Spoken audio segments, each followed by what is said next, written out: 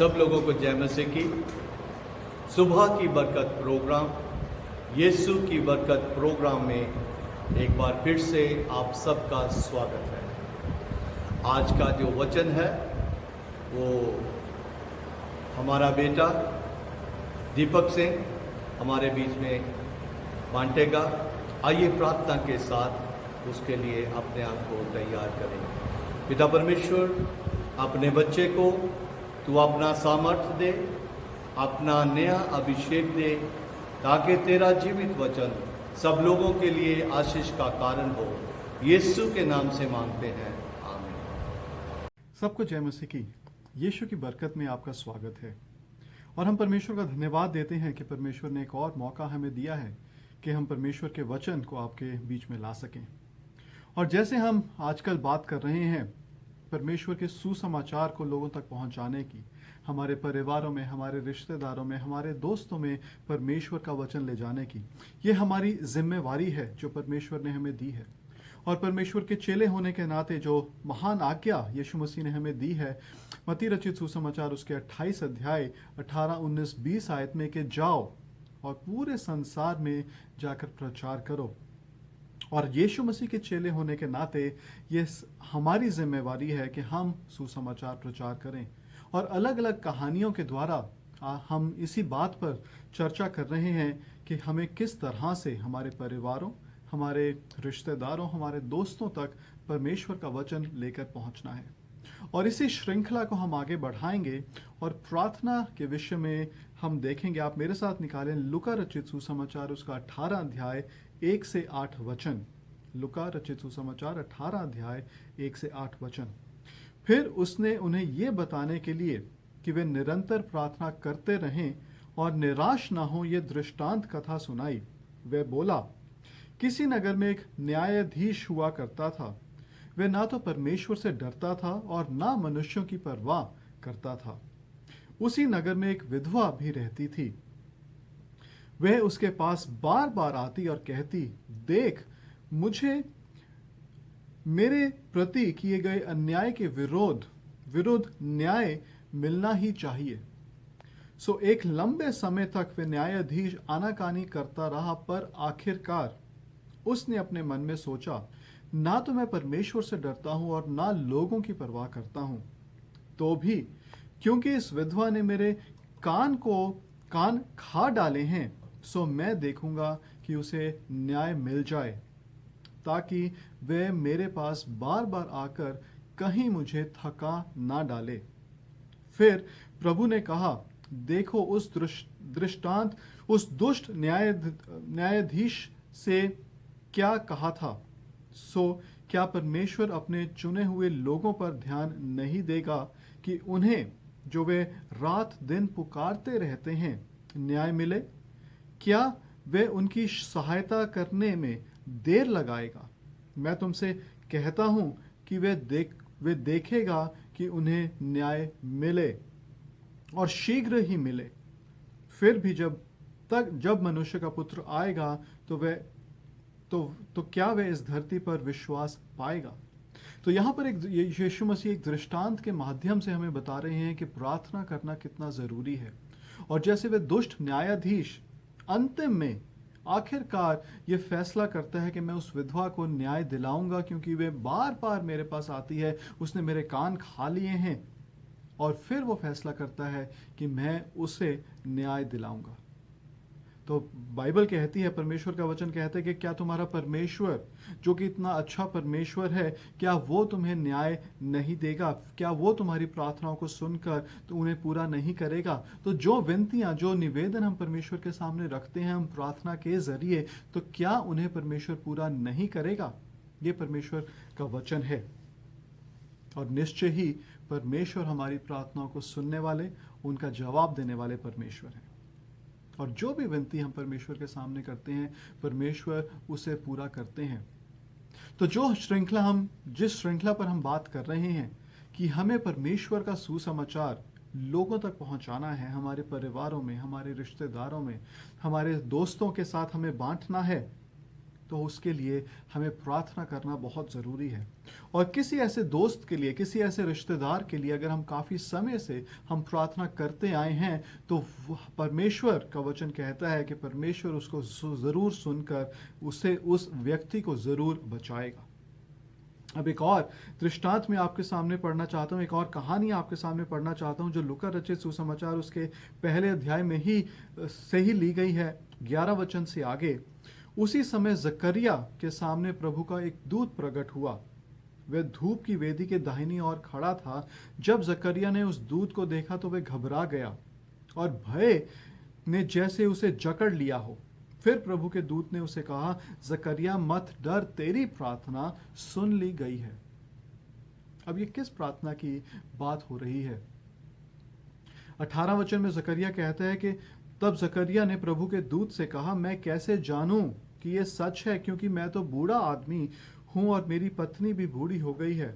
तो निश्चय ही, जैसे हमने पहले भी देखा था कि वो इस समय, क्योंकि वह बूढ़ा हो गया है, तो इस समय तो वो अपने बच्चे के लिए, अपनी पत्नी के गर्भवती होने के लिए प्रार्थना नहीं कर रहा। मुमकिन है कि शादी के समय में, जब उनकी शादी हुई होगी, पहले साल, दूसरे साल, तीसरे साल, 5वें साल, 10वें साल, वो बच्चे के लिए प्रार्थना कर रहे हैं, कोशिश कर रहे हैं। और जब पहले साल, दूसरे साल कोशिश पूरी नहीं होती, उन्हें संतान नहीं मिलती, तो वो प्रार्थना करना शुरू करते हैं, परमेश्वर के सामने विनती करना शुरू करते हैं। और अब जब वो बूढ़े हो चुके हैं, अब जब सारी उम्मीद खत्म हो गई है, और अब शायद उन्हें एक बालक की जरूरत भी ना होगी, क्योंकि वे बूढ़े हो चुके हैं। और एक चीज तो साफ है जो मैं समझता हूं, कि इस समय वो प्रार्थना नहीं कर रहे थे, क्योंकि वे खुद, जकरिया खुद कहता है कि मैं तो बूढ़ा हूं, मेरी पत्नी भी बूढ़ी है। तो उसे मालूम था कि इस बुढ़ापे में तो कम से कम उनके पास बच्चा नहीं होगा। बुढ़ापे में तो कम से कम उन्हें यह सौभाग्य नहीं मिलेगा। लेकिन 13 वचन में परमेश्वर का स्वर्गदूत आकर यह कहता है, जकरिया मत डर, तेरी प्रार्थना सुन ली गई है। इसका मतलब यह है कि जो प्रार्थना, जो बच्चे के लिए प्रार्थना उन्होंने उन इतने साल पहले की थी, अपनी शादी के कुछ साल बाद तक वो करते रहे थे, उस प्रार्थना की बात स्वर्गदूत कर रहा है। और वही प्रार्थना का जवाब लेकर स्वर्गदूत अब बुढ़ापे में जकरिया के पास आया है। अब एक और चीज यहां देखने वाली है कि जकरिया एलिशबा का पुत्र यूहन्ना बपतिस्मा देने वाला होना था, और उस बपतिस्मा देने वाले को यीशु मसीह से कुछ समय पहले ही आना जरूरी था। इसीलिए जकरिया और एलिशबा के, उनकी जवानी में उन्हें बच्चे का सौभाग्य प्राप्त नहीं होता, क्योंकि यह सब परमेश्वर की ओर से निश्चित किया गया था। ये उनके हिसाब से, उनके टाइम टेबल के हिसाब से, उनकी टाइमिंग के हिसाब से तो शायद सही नहीं था, लेकिन परमेश्वर के टाइमिंग के हिसाब से, परमेश्वर के टाइम टेबल के हिसाब से ये बिल्कुल सही था।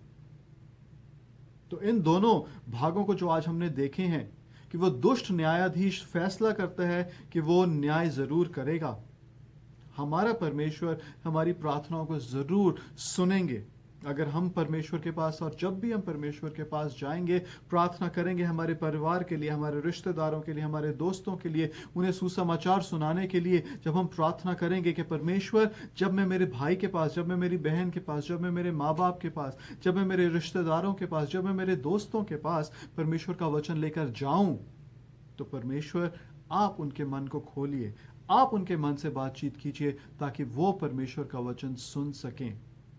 और यही प्रार्थना हमें लगातार करते रहना है।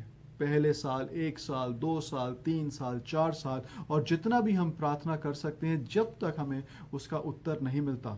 और उत्तर मिलना जरूरी है, उत्तर मिलना अनिवार्य है, उत्तर मिलना परमेश्वर की ओर से है। और परमेश्वर का वचन कहता है कि परमेश्वर के समय के अनुसार हमें उत्तर जरूर मिलेगा। तो इसी बात से मैं आज हम सबको प्रोत्साहित करना चाहता हूं कि जब हम प्रार्थना करते हैं, हम प्रार्थना में लगे रहें। बाइबल कहती है कि निरंतर प्रार्थना करते रहो, तो हमें निरंतर प्रार्थना करते रहना है। इस विधवा के जीवन से, जो वो लगातार उस दुष्ट न्यायाधीश के पीछे पड़ी है, प्रार्थना कर रही है कि मेरा न्याय कर, मेरा न्याय कर। और बाइबल कहती है कि हमारा परमेश्वर तो अच्छा परमेश्वर है। हमारा परमेश्वर तो उस दुष्ट परमेश्वर नहीं है, वो उस न्यायाधीश की तरह दुष्ट नहीं है, लेकिन हमारा परमेश्वर प्रेम करने वाला है, अनुग्रह से भरा हुआ परमेश्वर है, हमारी प्रार्थनाओं को सुनता है। तो जितनी प्रार्थनाएं हमने परमेश्वर के हजूर हम लेकर आए हैं, जितने लोगों के लिए, जितने लोगों को सुसमाचार सुनाने के लिए जो हमने प्रार्थनाएं की हैं कि परमेश्वर उसको बचा ले, मेरे उस रिश्तेदार को बचा ले, मेरे उस दोस्त को बचा ले, वो प्रार्थनाएं जरूर पूरी होंगी। तो आइए हम निरंतर प्रार्थना करते रहें, निरंतर हम परमेश्वर का वचन बांटते रहें, निरंतर परमेश्वर की आज्ञाओं को हमारे जीवन में पूरा करते रहें, जो कहता है कि जाओ सुसमाचार सुनाओ और पिता, पुत्र और पवित्र आत्मा के नाम में बपतिस्मा दो। तो ये काम हमारा है, ये काम सिर्फ पासबान का नहीं है, ये काम हर उस चेले का है जो यीशु मसीह के पीछे चलता है, हर उस जन का है जिसने यीशु मसीह को, जिसने परमेश्वर को अपना पिता बनाया है। एक बात सोच के देखें कि अगर ये चेलों को यीशु मसीह आज्ञा देते हैं कि जाओ सुसमाचार सुनाओ, तो हम लोग जो यीशु मसीह को अपना पिता कहते हैं और हम लोग जो यीशु मसीह के संतान हैं, हमारे लिए कितना जरूरी है कि हम परमेश्वर की इच्छा को पूरा करें। और परमेश्वर की इच्छा यही है कि ज्यादा से ज्यादा लोग, पूरी दुनिया परमेश्वर को जानने वाली हो और पूरी दुनिया यीशु मसीह को अपना उद्धारकर्ता ग्रहण करने वाली हो। अब ये बात भी सच है कि हम पूरी दुनिया यीशु मसीह के पीछे नहीं चलती, लेकिन हमारा प्रयास ये होना चाहिए कि हम ज्यादा से ज्यादा लोगों तक परमेश्वर के वचन को लेकर पहुंचें, ज्यादा से ज्यादा लोगों तक हम सुसमाचार लेकर जाएं। तो आइए हम निरंतर प्रार्थना करते रहें, उस विधवा की तरह हम निरंतर परमेश्वर के पीछे पड़े रहें। और बाइबल कहती है, इस जकरिया की कहानी से हमें मालूम चलता है कि जो प्रार्थनाएं हम करते हैं, परमेश्वर उनका अपने टाइम टेबल के हिसाब से, अपनी टाइमिंग के हिसाब से हमें जवाब जरूर देते हैं। आइए हम प्रार्थना करें। परमेश्वर, हम आपका धन्यवाद देते हैं इस विषय के लिए कि निरंतर हमें प्रार्थना करते रहना है उन लोगों के लिए जिनको हम चाहते हैं सुसमाचार सुनाने के लिए। निरंतर हम परमेश्वर उनके लिए प्रार्थना करते रहें। इस बात के लिए हम आपका अनुग्रह चाहते हैं और हम थके ना, हम घबराएं ना, हम निराश ना हो, लेकिन निरंतर हम प्रार्थना करते रहें। हम धन्यवाद करते हैं, आपने हमारी प्रार्थना को सुना है। धन्यवाद के साथ हम ये दुआ यीशु मसीह के नाम में मांगते हैं, आमीन। आप सबको जय मसीह की।